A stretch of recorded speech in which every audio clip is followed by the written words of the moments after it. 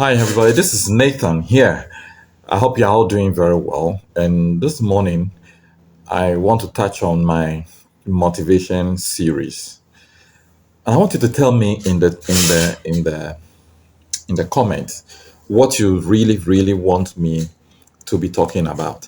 I just don't want to be doing what I feel is okay for me.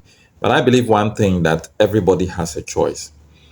There may be an area of motivation that you may love, probably about personal life. Maybe you want to talk about probably an improvement in your physical health, or maybe your finances, or maybe your relationship. I mean, we can touch on any of these things. So the choice is yours. So talk to me in the comment area and let me know. I mean, just state what you think you are interested in.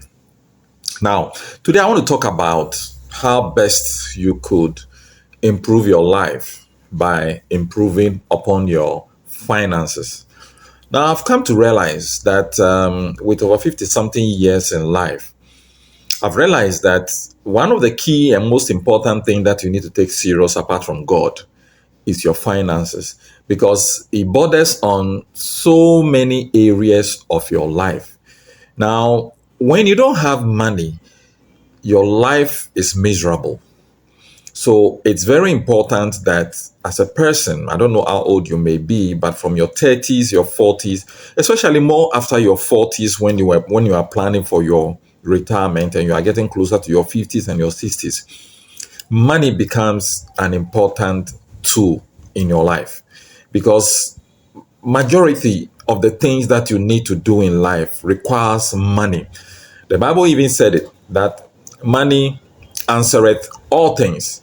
So he didn't even say some things. So I find it very difficult if I hear people say, "Oh, as for me, I'm not bothered about the money. I mean, I just want to." You see people even rendering services, and they'll tell you they are not bothered about the money. So what are you really bothered about? Yes, it could be fun for you. Maybe that's your passion or something that when you do, you get a lot of satisfaction. But the question that I want to ask you is that time is a limited factor in our life. So if all the time you ever have, you really want to use it to do something that is not really bringing you money, then how are you going to generate money in your life? Because in actual fact, we don't really, I don't like telling people to really exchange their time for money, because time is more valuable than money. If you believe that time is money, then you are going to exchange a whole lot of your time with some little amount of money. But one thing I realize is that God has given us talents and resources that is embedded within us. And those resources are supposed to be value that you can give to other people. Because when God created us, it gives each and every one of us some latent talent, skills, and other goodies. But one thing that you should know is that you only make money by giving value to someone. You get me? So for you to be able to make money in your life, it means that you have something that is more valuable than even the money that the person is going to give you. So if you uncover the value of what you have so well to others, others are always ready to pay you or give you money in exchange for that value that you have. And you can also use the money to exchange for other values that you need in your life. So money becomes an important thing. It's a medium of exchange. Now, exchange of what? But exchange of values. Now, what are values? Values are the things that are most important to us. Everybody may not value the same thing. What I value may be different from what you value. That is how God has made it, so that our differentials in value will cause us to compensate for each other. So I know how to do A and you don't know how to do it. So I can do the A for you, but you pay me money in exchange for my A. In the same way, you may also have B and I do not have B. So you give me your B and I also give you money. So money is a medium of exchange in terms of values.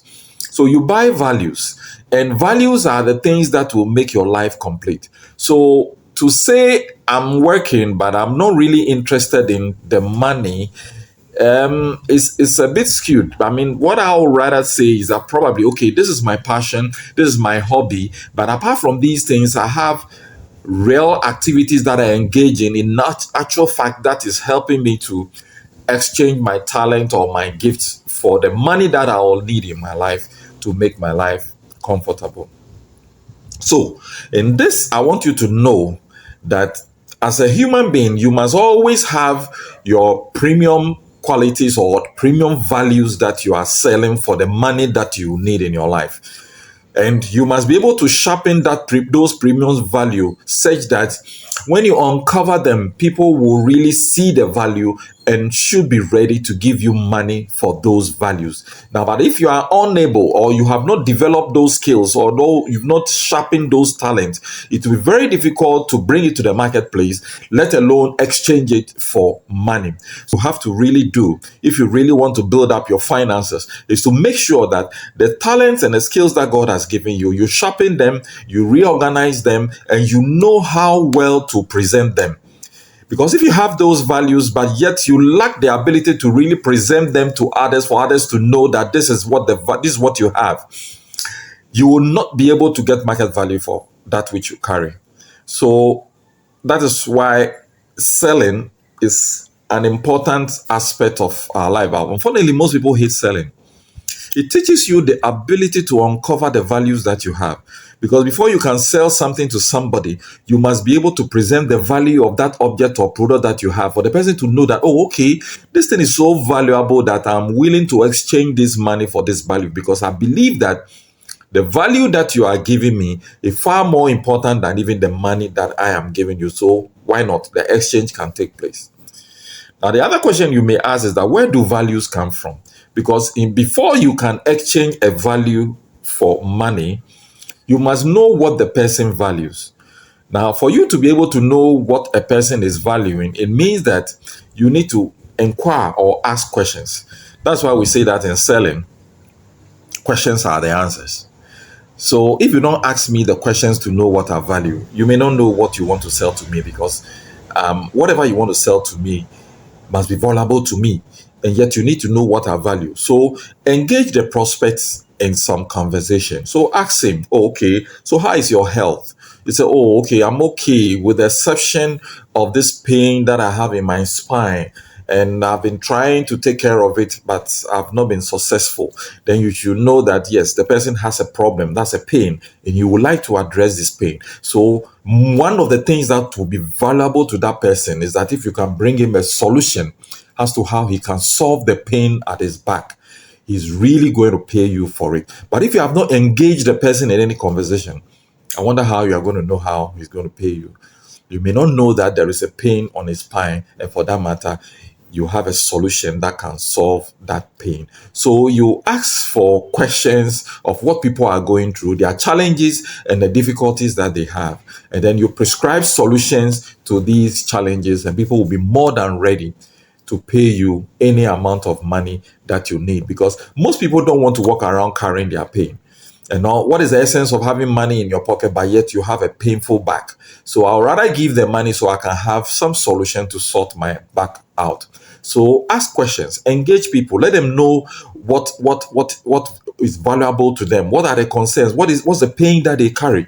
And then find solution to these pains. In finding solution to the pains of people, that is when you are able to exchange your solution for the money that you also need in order to also to be able to purchase another value from another person.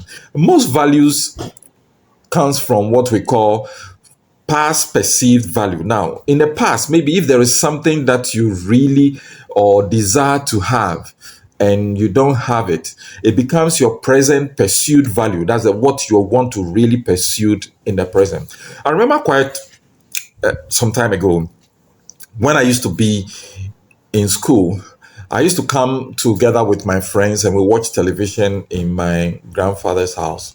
Now, what I do is that when I come, I will carry his television, bring it to my room, and I watch it with my friends.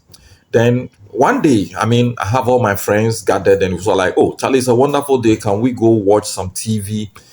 And on that fateful day, I went and my grandfather said no. I was so ashamed and embarrassed after boasting to all these friends of mine. The unfortunate thing is that my grandfather said I can't have the television. Now, The whole issue got so much at me that I told myself one thing, that the moment I start working, the first money that I'll make, I'll buy a television. And truth be told, when I started working, one day I was there, this gentleman came in, they were into electrical products. And one quick question I asked, do you sell television? And he said, yes. They said, okay, what type of television? It took me through whatever, because it has been something that I've valued in the past. And I want to pursue it in the present because it was a pain that was standing in my life and I want to solve it.